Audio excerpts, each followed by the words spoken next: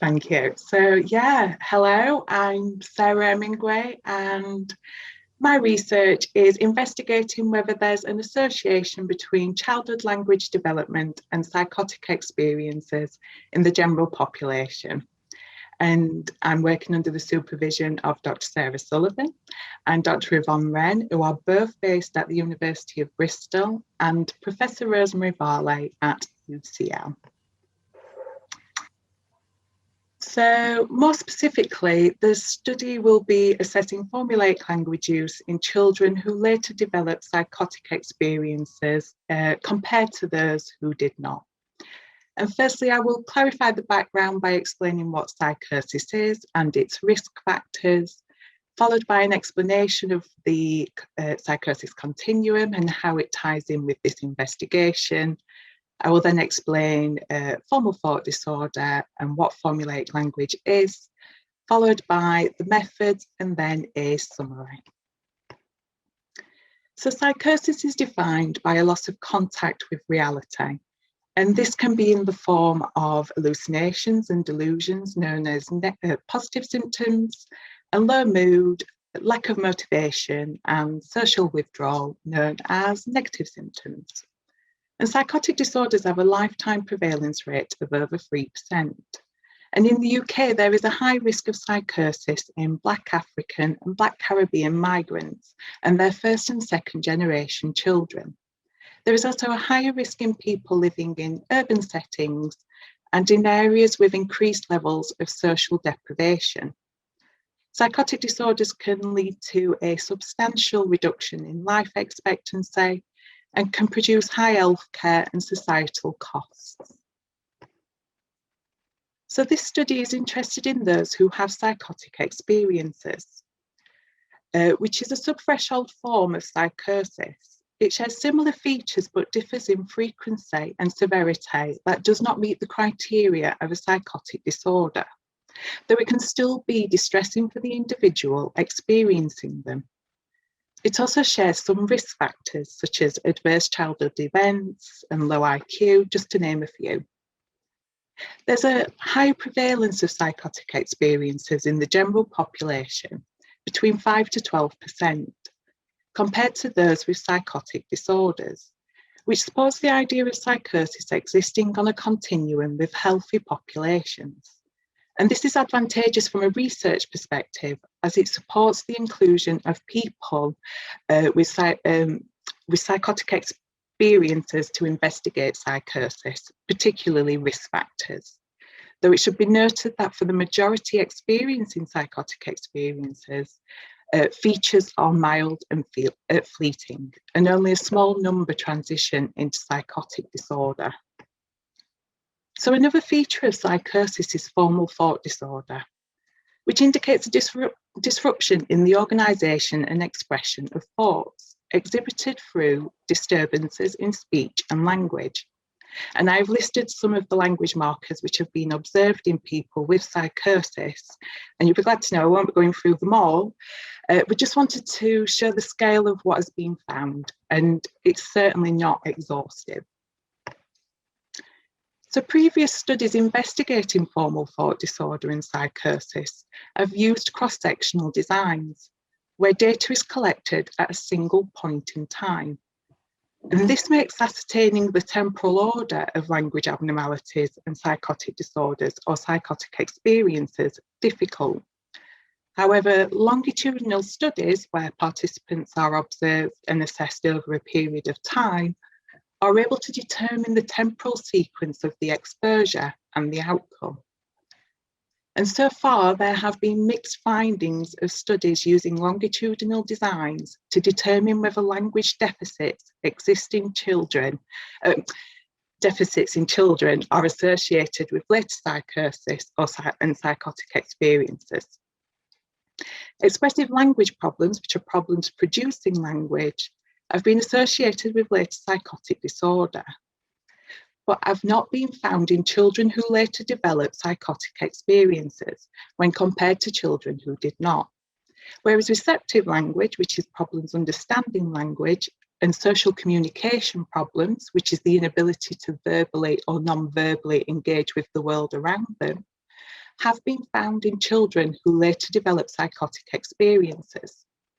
However, for the Bearden and Cannon studies, findings may have been influenced by their use of small sample sizes, and the Sullivan study used parental reports and so may have measurement errors. To overcome these methodological issues, further longitudinal investigations involving larger sample sizes and responses directly from children are needed to understand whether a relationship exists, and my study incorporates these.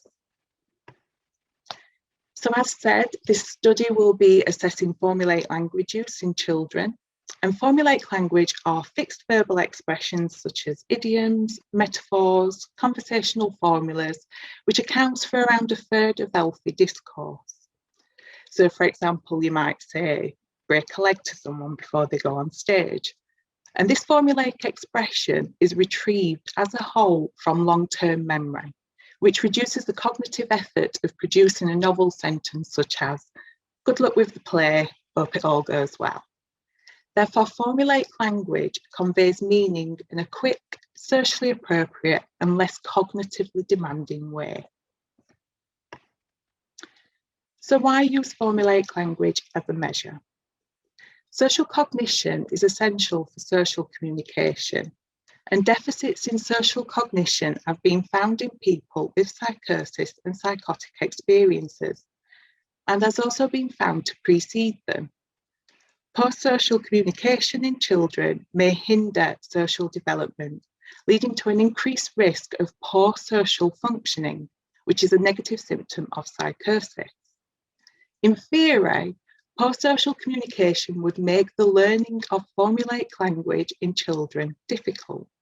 And one of the reasons is due to an inability to understand the social context from which formulaic language is acquired and learned. Therefore, formulaic language can be used to assess social communication ability. If poor social communication is found to be associated with later psychotic experiences, it would support interventions aimed at improving impaired social cognition in children. Formulaic language may also be used to measure expressive language, as impaired formulaic language use would result in disruptions in speech fluency, for which formulaic language use is important. And as far as I know, there is only one unpublished study which has investigated formulaic language use in adults with schizophrenia. And they found a decrease in formulaic language when compared to healthy matched controls, highlighting that very little research has been conducted in this area. So the methods.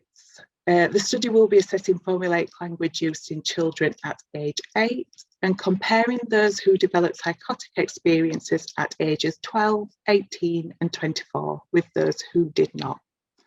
The study uses data from the Avon longitudinal study of parents and children, or ALSPAC data, based at the University of Bristol. And over 3,000 audio recordings of children at age 8 participating in 3 tasks have been transcribed and will be assessed for formulaic language use. And data on psychotic experiences were collected using the psychosis-like symptom semi-structured interview, with those assessed as having suspected definite psychotic experiences forming the case group, and those with no psychotic experiences, the control group. And use of formulaic language will be analysed using the Frequency and Language Analysis Tool, or FLAT, which was developed by Zimmerer, Coleman and Wibrow in 2017. FLAT is a computer software which automatically extracts words, bigrams, which are 2-word combinations, and trigrams, which are 3-word combinations from speech samples. And it determines their frequency of use by using the British National Corpus, or BNC, which is a collection of written and spoken words as a reference. Therefore, transcripts will be prepared in a format that can be recognised by the BNC. And the advantages of FLAT is it quickly processes data and requires minimal input from the researcher. So in a nutshell, my research is aiming to determine whether language abnormalities are longitudinally associated with later psychotic experiences. And if found, it would support the role of language in psychosis prediction. The study also aims to ascertain whether formulaic language is a marker for later psychotic experiences, which would suggest underlying processes that increase psychosis risk, particularly cognitive problems. And this would aid remedial or preventative interventions that target these specific language or cognitive problems in childhood, with the aim of reducing the risk of developing psychotic experiences or psychotic disorders later in life. And thank you. Any questions?